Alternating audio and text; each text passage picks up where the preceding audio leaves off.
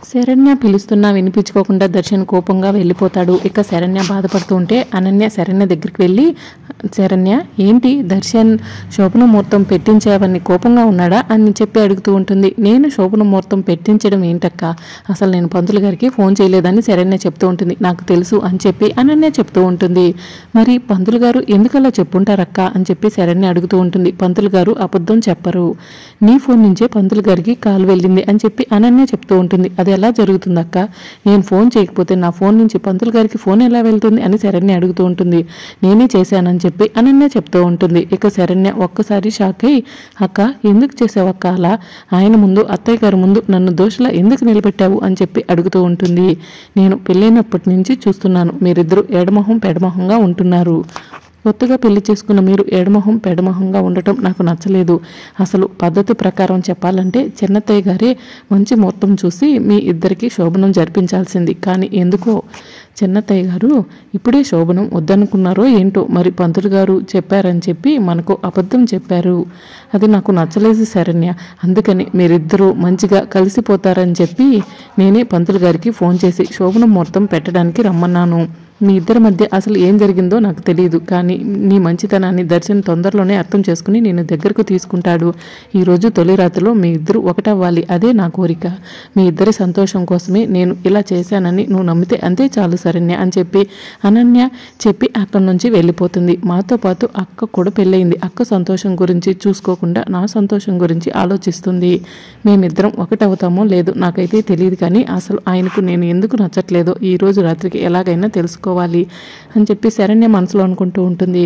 ఇక మరోవైపు అనన్య, రోహిత్ అలాగే దర్శన్ శరణ్య శోభనం ముహూర్తం కోసమని అందంగా రెడీ అయ్యి కిందకి వస్తారు. ఇక అనన్య, రోహిత్ లీలావతి కోటేశ్వరరావుల దగ్గరికి వెళ్ళి మమ్మల్ని ఆశీర్వదించండి అని చెప్పి అడుగుతూ ఉంటారు.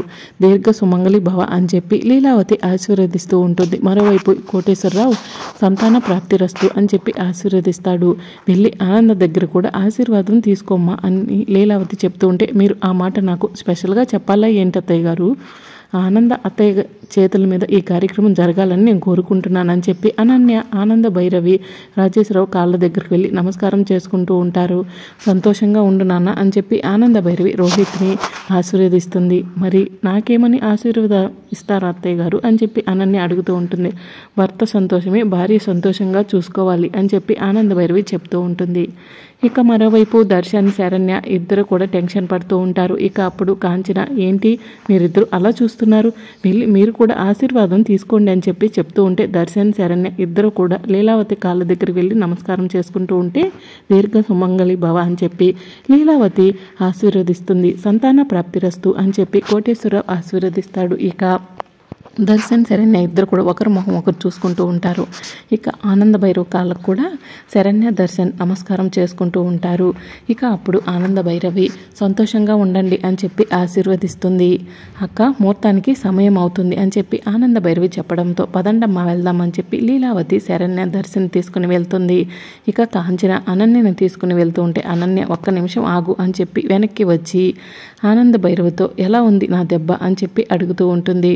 ఒక్క అడుగు నక్క వెనక్కి వేసిందంటే భయంతో అని అర్థం, అదే పులి 4 అడుగులు వెనక్కి వేసిందంటే పంజా విసరడం కోసమని తెలుసుకో అని చెప్పి ఆనంద భైరవి అంటుంది. కానీ నడుస్తుంది మాత్రం నీ జీవితం అని తెలుసుకో, తప్పట అడుగు పడకుండా చూసుకో అని చెప్పి ఆనంద భైరవి అనన్యకు జాగ్రత్త చెప్పి అక్కడి నుంచి వెళ్ళిపోతుంది. ఇక మరోవైపు శోభనం గదిలో రోహిత్ అనన్య కోసం ఎదురు చూస్తూ ఉంటాడు. ఇక దర్శన్ మాత్రం శరణ్య కోసం కోపంగా ఎదురు చూస్తూ ఉంటాడు. ఇక అనన్య రూమ్లోకి వెళ్ళగానే రోహిత్ అనన్యను దగ్గరకు తీసుకుంటాడు. ఇక అనన్య రోహిత్ కాళ్ళకు నమస్కారం చేసుకుంటూ ఉంటుంది. ఏంటి ఇదంతా అని రోహిత్ అడుగుతూ ఉంటాడు. ఆచారం అండి అని చెప్పి అనన్య చెప్తూ ఉంటుంది. జీవితంలోకి ప్రీతి వచ్చి జీవితం సర్వనాశనమైపోయింది, జీవితాన్ని మళ్ళీ బాగు చేయడం కోసమే దేవుడు నిన్ను పంపించినట్టున్నాడు అని చెప్పి రోహిత్ అనన్యతో చెప్తూ ఉంటాడు. ఇక మరోవైపు శరణ్య కూడా పాల గ్లాస్ తీసుకుని దర్శన్ ఉన్న రూమ్లోకి వెళ్తుంది. ఇక దర్శన్ శరణ్యను కోపంగా చూస్తూ ఉంటాడు. ఇక పాల గ్లాస్ని శరణ్య దర్శన్కి ఇస్తుంది. దర్శన్ పాల గ్లాస్ని విసిరి కొడతాడు. ఇక మంచం మీద అలంకరించిన పూలన్నీ కూడా శరణ్య మీద పడేటట్టు విసిరి కొడతాడు. ఇక నుంచి నువ్వు కింద నేను పైన అని చెప్పి శరణ్యకు ఫిల్లోని విసిరి కొడతాడు. ఇక శరణ్య ఏడుస్తూ ఉంటుంది. నువ్వు ఈ వంక పెట్టుకుని నాకు దగ్గర అవుదామని చూస్తున్నావా? నాకు నువ్వు దగ్గర అవ్వటం అన్నది జరగదు. నేను నిన్ను దగ్గరికి తీసుకున్నానంటే నేను చనిపోయిన దాంతో లెక్క అని చెప్పి దర్శన్ అంటూ ఉంటాడు. మీరు నన్ను ఎందుకు వద్దనుకుంటున్నారు? కారణం ఏంటి అని చెప్పి శరణ్య ఏడుస్తూ అడుగుతూ ఉంటుంది. నీకు కారణం చెప్పాల్సిన అవసరం నాకు లేదు అని దర్శన్ అంటూ ఉంటాడు. కానీ కారణం తెలుసుకోవాల్సిన అవసరం నాకు ఉందండి. ఎందుకంటే ఇదిగోండి అని చెప్పి మంగళసూత్రాన్ని దర్శన్కి చూపిస్తూ ఉంటుంది. అయితే చెప్తాను విను అని చెప్పి దర్శన్ శరణ్యకు చెప్తూ ఉంటాడు. నేను పెళ్లి కంటే ముందు సమీర అనే అమ్మాయిని ప్రేమించాను. సమీర నా కోసం అమెరికా నుంచి మా షాప్లో పని చేయడానికి వచ్చింది. మా ఇద్దరు ప్రేమను మా అమ్మ రిజెక్ట్ చేసింది అని చెప్పి దర్శన్ శరణ్యకు చెప్తూ ఉంటే శరణ్య ఒక్కసారి షాక్ అయి ఆ రోజు లెటర్లో రాసింది ఇదా, నేనే మిమ్మల్ని తప్పుగా అర్థం చేసుకున్నట్టున్నానని చెప్పి శరణ్య మనసులో అనుకుని బాధపడుతూ ఉంటుంది.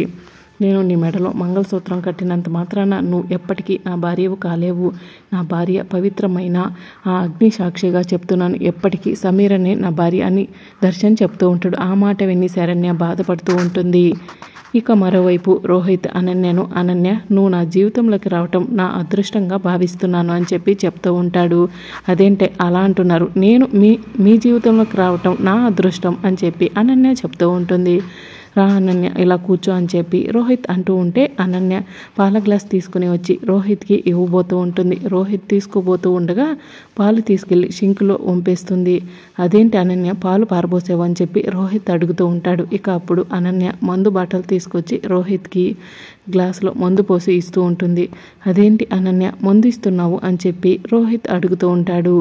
ఇప్పుడు నా సంతోషం కన్నా కూడా మీ సంతోషమే నాకు ముఖ్యమండి. నేను చెప్పిన మాట విని నన్ను నమ్మి నా మెడలో తాళి కట్టి నాకు మంచి జీవితాన్ని ప్రసాదించారు. అలాంటి మీ సంతోషం కాకపోతే నాకు ఎవరి సంతోషం కావాలి?